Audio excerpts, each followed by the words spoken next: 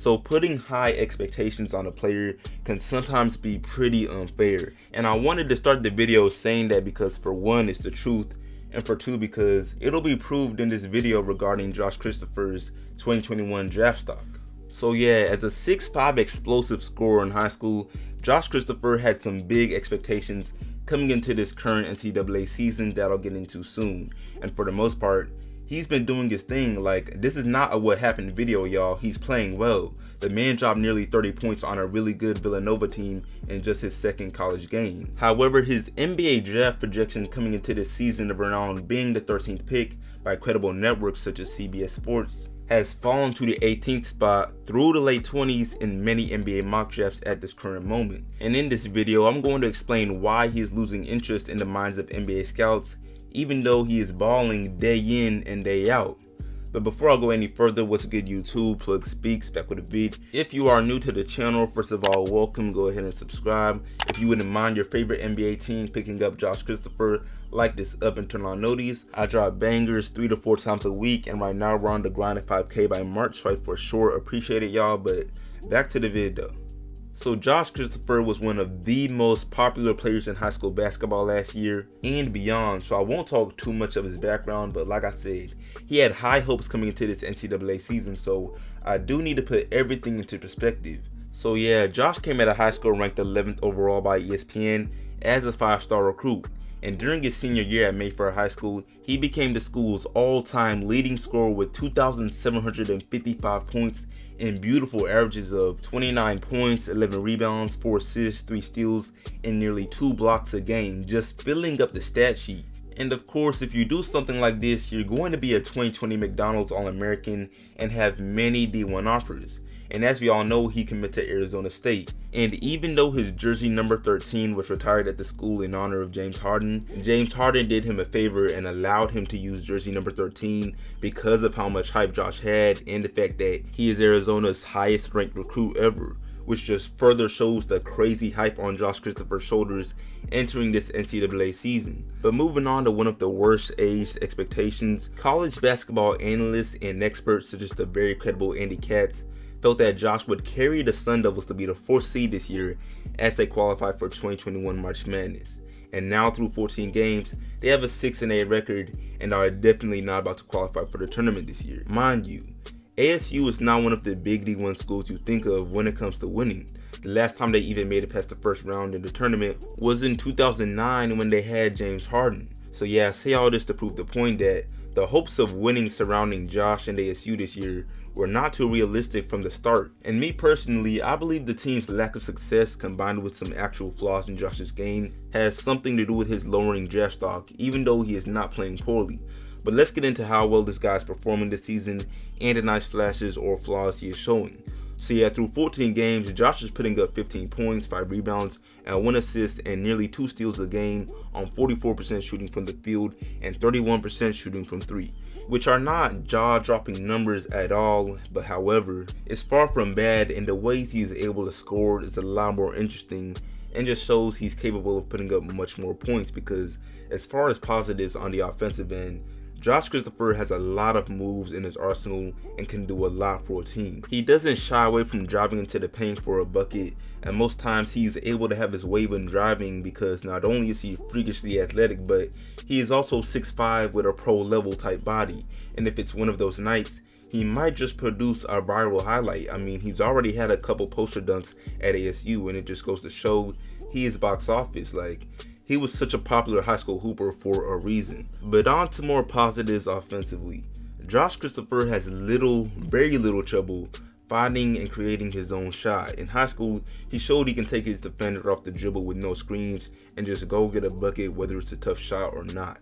And he's showing this yet again at Arizona State. Not to mention, he can shoot the ball at a respectable level, evidenced by his 44% field goal percentage. And I know his 31% 3-point percentage may not say it. I mean, that is pretty ugly, but his 3-point shot is not really that bad. And if anything, I would say he is streaky from 3 because in his last 5 games, he shot 47% from deep, which is amazing. You would think he's the next Klay Thompson, but in his first 5 games to begin the season, he was shooting ugly, hideous 20% from deep. So again, he's a bit of a streaky shooter, but he's not a bad 3-point shooter. But yeah, there goes most of the positives he brings on offense. But as I now get into some of his flaws on both offense and defense, it might make a little more sense as to why his draft stock has fallen just a little. So yeah, like I said, offensively he can score the ball well, but there is more to offense than just scoring. Part of it is being able to create scoring opportunities for others as a playmaker. And although he is not a point guard and no teams out there should be looking to use him as a point guard, we gotta admit his 1.5 assists a game to go with 1.8 turnovers is still not a good look. And of course there are other factors like his teammates' abilities to actually hit shots or how much he really has the ball in his hands as a primary ball handler, but when you consider the fact that being a big scoring threat is supposed to make it easier to play make for others, plus the fact that Josh attempts the most shots out of anyone on his team, again, it just makes the 1.5 assists he puts up look very underwhelming. But moving on to defense, at 6'5" with a 6'9" wingspan, Josh Christopher could very well become a dangerous two-way player. And off that potential alone, you could argue that NBA scouts should be much more interested than they are right now. However, at the same time, potential is only potential. You still need to see results. And besides Josh's 1.6 steals a game, he is not much of a two-way player. Now, he plays defense, but could for sure do better on that end. And that is something that just seems to be bothering these NBA scouts. But yeah, those are just some of the main flaws, and I'm about to get into some of the things these mock drafts are saying to justify Josh's lower draft stock. But real quick, just to add on to some reasons I personally believe, I've said his high expectations had something to do with it, but also the widespread talent in this year's class alone definitely has something to do with it as well. I mean, there are just so many options. It's almost like these NBA scouts are being spoiled because if one prospect shows even a little bit of things they don't like, another prospect is probably just slightly better, and so they'll just go with him, and that makes a difference. It's low-key that simple. I don't know. Y'all let me know what you think of that perspective, but on to what these mock drafts are saying. Sports Illustrated has Josh Christopher at the lowest spot I've seen out of any credible mock drafts at pick 28, barely a first rounder, and a lot of their questions with Josh has to do with his decision making, ability to help produce wins, his 3-point shooting struggles, and whether or not he is just a highlight reel player, sort of like the perception of Zach LaVine as just being a great dunker before he started going crazy on the Bulls. And I'll admit these questions are partially valid, but like I said, his 3-point shooting is not as bad as percentages claim. And then as far as his impact on winning, like I said earlier, the expectations put on Arizona State entering this season were not very realistic to begin with, and in my opinion, it's not something that should be held against Josh Christopher when it comes to the NBA draft. I mean, what happened to winning being a team effort? But anyway, on to another mock draft made by Bleacher Report, and they have Josh being taken as the 22nd pick due to his box office and star potential, along with his 3-point shooting struggles and the lack of playmaking skills he's shown so far at ASU, which again are pretty valid reasons, and I feel as though his playmaking skills will definitely be a deciding factor in how highly he gets taken because there are just so many options to choose from. But yeah, like I said, valid reasons, don't got too much to say about that. But on to the last mock draft I want to bring up. NBC Sports has him being taken as the 17th pick, which is not too far off from his projection before this NCAA season. And they have him this high because they believe that his scoring mixed with his fan-appealing athletic playstyle will help his stock.